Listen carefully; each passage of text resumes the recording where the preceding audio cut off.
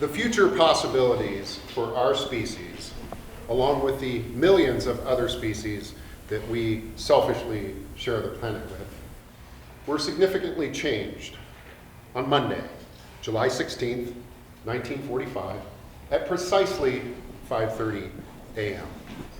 At that moment, the landscape of New Mexico's Jornada del Muerto Desert was engulfed by a flash of beautiful light, brighter than a dozen suns.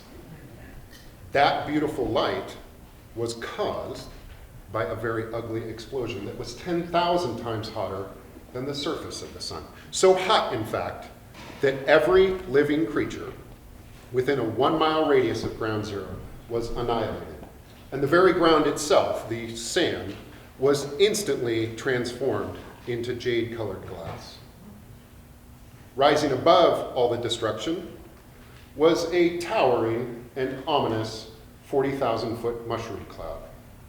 We, America, had just successfully detonated the first atomic bomb and created a weapon of mass destruction.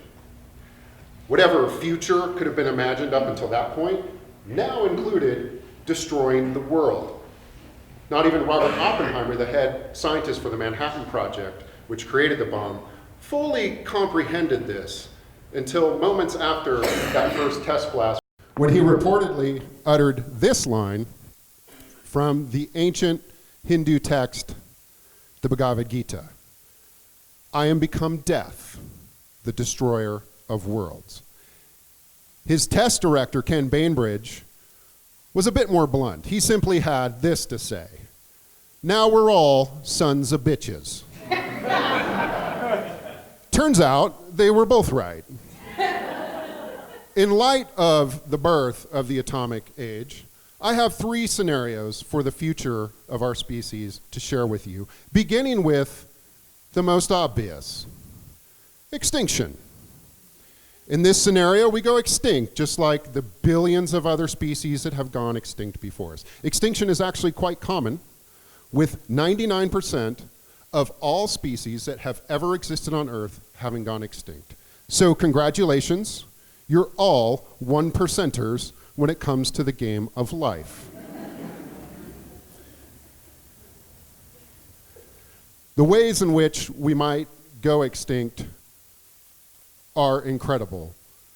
We could destroy ourselves the old-fashioned way by using nuclear weapons or some other weapon of mass destruction. We could destroy our food supply through some botched bioengineering, or we could create a synthetic nanovirus that quickly spreads and wipes out the human race. We could create an advanced artificially intelligent machine, a sort of super intelligence that at some point decides that we are a threat to its survival, and so it destroys us. And if our technology doesn't kill us, then a giant asteroid probably will.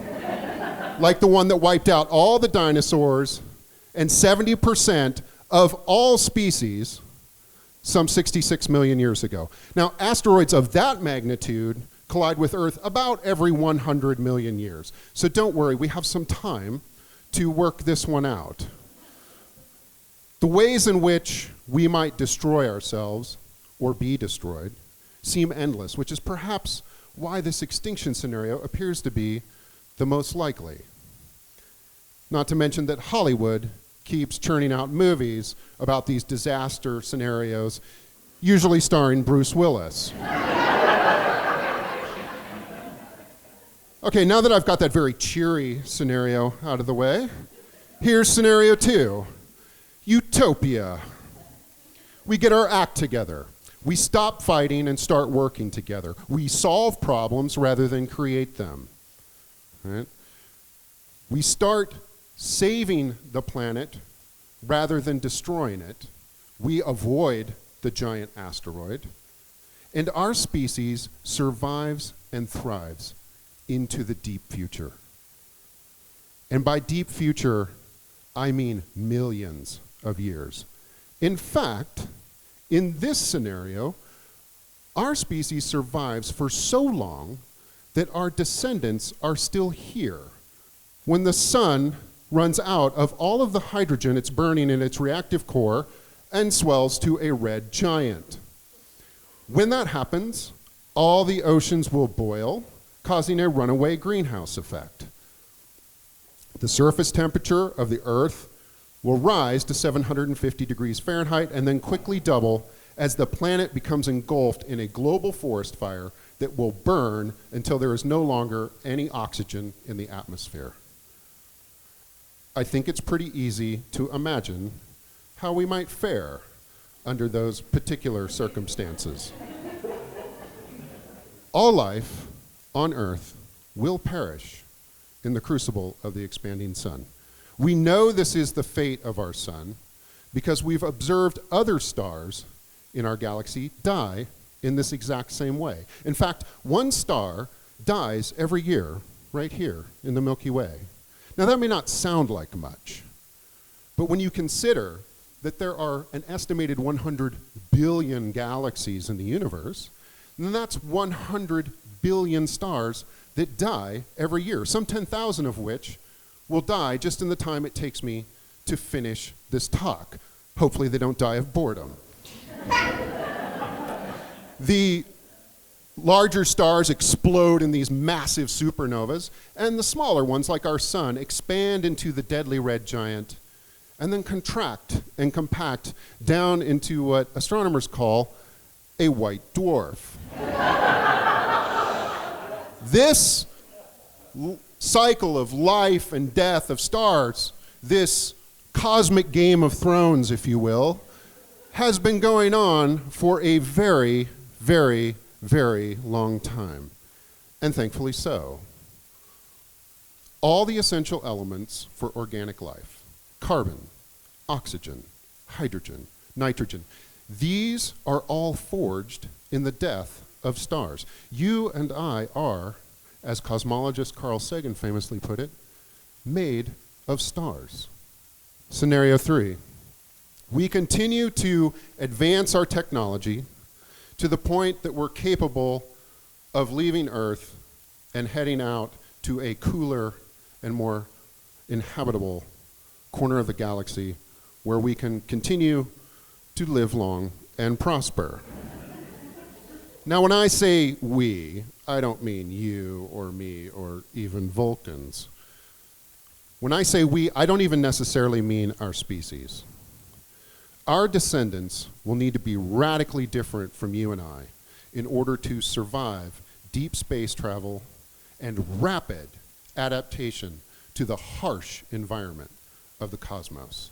The only way that we might accomplish this is through the continued advancement of technology in fields such as genetic engineering, nanotechnology, artificial intelligence, robotics, all of which could make it so that our descendants live much, much longer lives than you and I, perhaps forever. How might we do this? We'll do it by editing our DNA to become impervious to disease and to rapidly adapt to new environments. We will manufacture and clone replacement organs and entire bodies. We'll connect our limited brains to powerful AI systems to augment our intelligence. And we will modify and merge our fragile organic bodies with hardier robotic parts. Now I realize that all sounds very sci-fi-ish. But currently, those things are happening to one degree or another, and will continue to improve and accelerate exponentially. This is the nature of technology. Surviving into the deep future sounds a bit far-fetched too, especially when you consider that Homo sapiens have only been around for 200,000 years. Life on Earth appeared 3.8 billion years ago. So we've only been here for 0.00001% of the time. We've literally just arrived at the party. And yet, we've accomplished so much as a species in such a short amount of time because of our technology. To demonstrate just how important technology is to us humans, I'd like us all to participate in a thought experiment together. I want us all to close our eyes. I'll go first. Close your eyes and imagine a world without technology. No smartphones or computers or internet. Sounds peaceful. No cars or airplanes. The chair you're sitting in disappears and you're squatting. This building vanishes and we're outside. And it's a good thing we have our eyes closed, because without technology, we're all naked. Okay, open your eyes and be thankful for all the wonderful technologies that we've created. Technology is what makes us human. It's why we have survived and thrived as a species. Without technology, we would have perished long ago. And without the further development of technology, our descendants will have no chance of surviving into the deep future. We have the opportunity and the capability to radically and rapidly change our destiny through the creation and application of technology. But if mishandled or misguided, those very same technologies will be what drive us to extinction. It seems as though technology has been a Faustian bargain for our species. It giveth and it taketh away. But unlike the fictional character of Faust in the story, who makes a deal with the devil, exchanging his soul for unlimited knowledge and power, we haven't actually made a pact with the devil. Well, most of us probably haven't.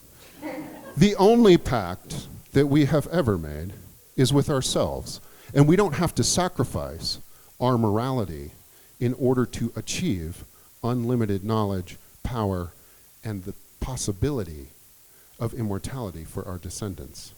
In fact, the further development of technology that is informed and structured by our morality may very well be the key to success. Our humanity might be the most important technology we have ever created. We should use it. Whenever I think about the future, I always eventually return to the present with the realization that whatever future scenario plays out for us, it's being forged right here, right now, in the present. To paraphrase a quote from Dickens, we live in the best of times and in the worst of times. It's the best of times because of all the wonderful technologies we've developed and benefit from. But it's the worst of times because the stakes have become so high and the margin for error so low. I hope that we choose to make our present time an age of wisdom and not foolishness, an epic of belief rather than incredulity, that we choose light over the darkness and embrace hope rather than despair, that we endeavor to use our technology wisely to build a world in which our descendants might inherit not only the earth, but the cosmos too, because they're going to need it. Thank you.